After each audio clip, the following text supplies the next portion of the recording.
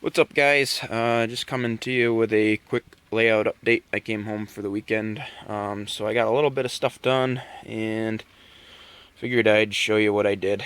First off, the biggest thing I did, you probably didn't notice in the previous layout updates, but the height between the two tables, because I did such an awful job with my bench work, was off. The table with the foam board was a little bit lower.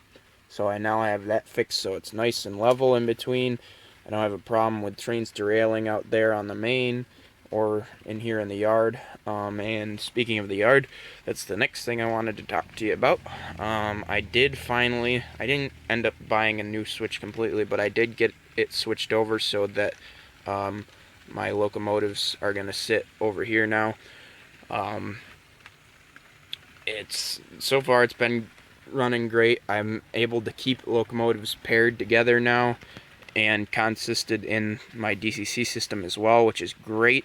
Very happy about that. Other than that, not a lot's changed on the layout. I'm just going to show you what I hope to do now on the layout, because I really need to get some straight pieces so that this track is not all squiggly, and I can also get this outside track not squiggly, and I also want to put in a whole nother yard track right here. Just take out this straight piece, this 9-inch straight, and put another right hand turnout in, just so that I have a whole nother yard track to work with. Other than that, on the layout itself, not really much is new. I did work on some weathering projects while I was down at school. Here's one of the cars. It's a B&O X. It's a covered hopper from them. I put a little bit of graffiti on it. I couldn't find any prototype pictures, so I just did the best I could on that one. I think it turned out okay. I also did this CSX boxcar, covered hopper. Whoops. And I think this thing turned out great. You can see like the little rust streaks on the seams and everything. And then I did do this one to the prototype. It did have this little graffiti, basically dead center in the car itself, that I tried putting on it, and I think that turned out pretty well. It's not the exact same graffiti, but it's as similar of graffiti as I could find to do it with. So I think that one turned out pretty good. And I also did this Conrail covered hopper as well. I just faded that one a little bit.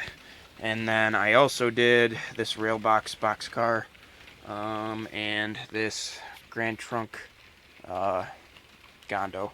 So lots of weathering projects going on for sure. I like the way they all turned out. I think I'm done weathering for the time being. I might do a couple more, such as these two for sure, because they're older road names. But other than that, that's it for the weathering. I have one new locomotive to show you guys, because you know that seems to be a requirement for every video now, and it's coming around the corner now. You'll see it in a second here.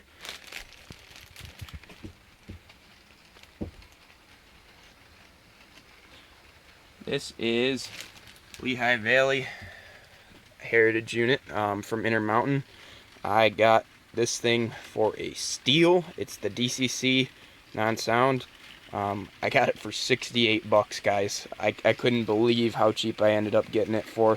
But as many of you know, I did have the Athearn ready to roll AC 4400 version of this thing, and I didn't like it. It was garbage, so I sold it, and I finally have 8104 back on the layout. I'm super excited about that. That's the only new locomotive. Still kind of working on 7073 here. I got it opened up and everything. I don't know what the heck's wrong with it. I'm gonna have to figure that out here eventually too. My GP38-2, the Bachmann, that's in the middle of getting all of the new detail parts put on. I'll show you that hopefully in a separate video sometime soon. I have all the parts now. I just need to get some black paint to paint the horn and the MU hoses and whatnot. So Other than that, I think that's about it for this layout update. Hopefully next time I talk to you guys about the layout itself, I'll have my yard tracks all worked out, and maybe a little bit more rolling stock. We'll see. There's a couple shows coming up that I think I'm going to go to. So anyway, guys, have a good one.